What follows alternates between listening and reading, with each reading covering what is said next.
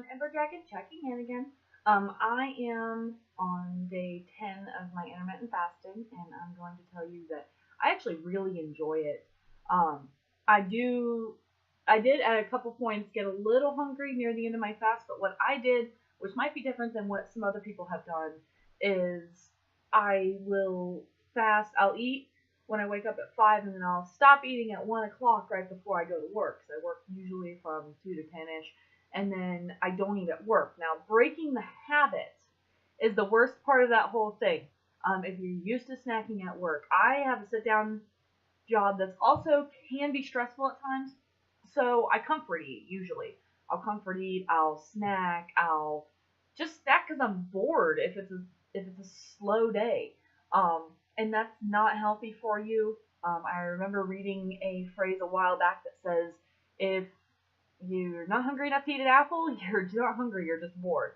So something I've also been combating is drinking a full glass, if not more, of water as soon as I start to feel hungry and waiting just a little bit longer. And I'm not talking like, oh my goodness, I'm starving, my stomach feels like it's eating itself hungry.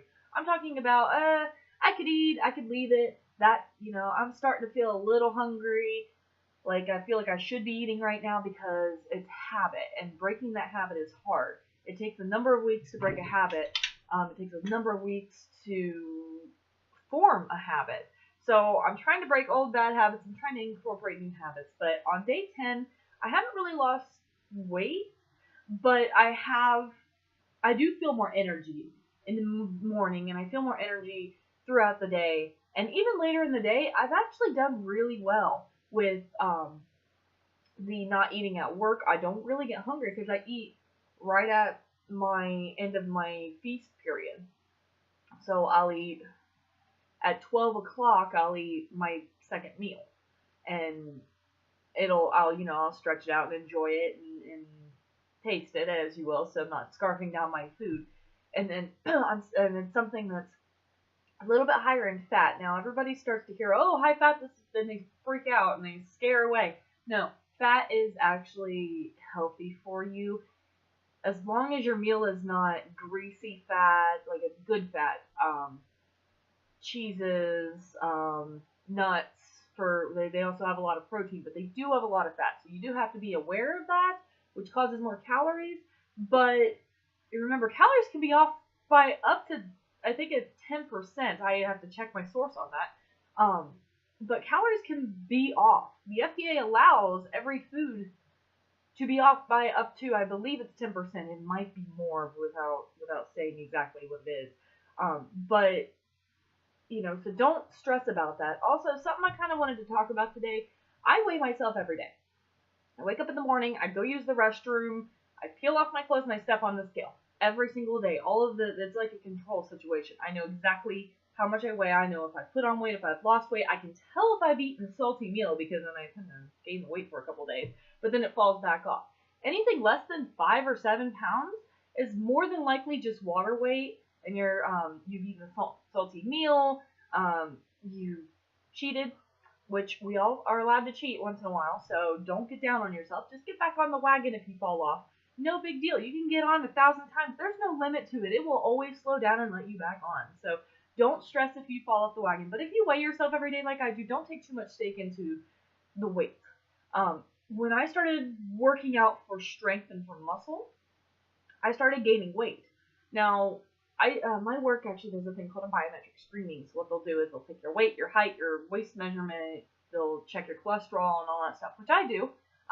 It's an easy way to get my check without having to make a doctor's appointment and go through all that and pay for lab tests and everything. And I know instantly what I am. Now, usually, this is just me personally, I'll be spot on everything but my BMI because, my waist circumference is where it needs to be.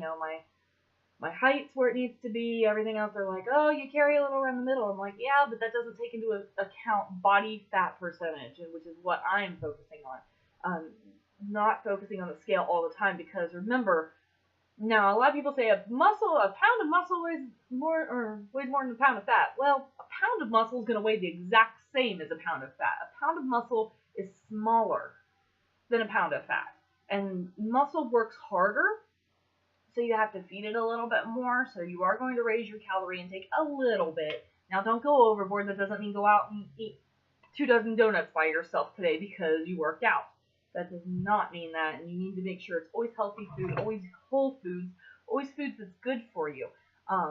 But you definitely want to not take too much stock into the scale. Now, if you're starting to put on a lot of weight, there's probably a reason for it. Something changed in your diet. You're not working out properly. You're stressed.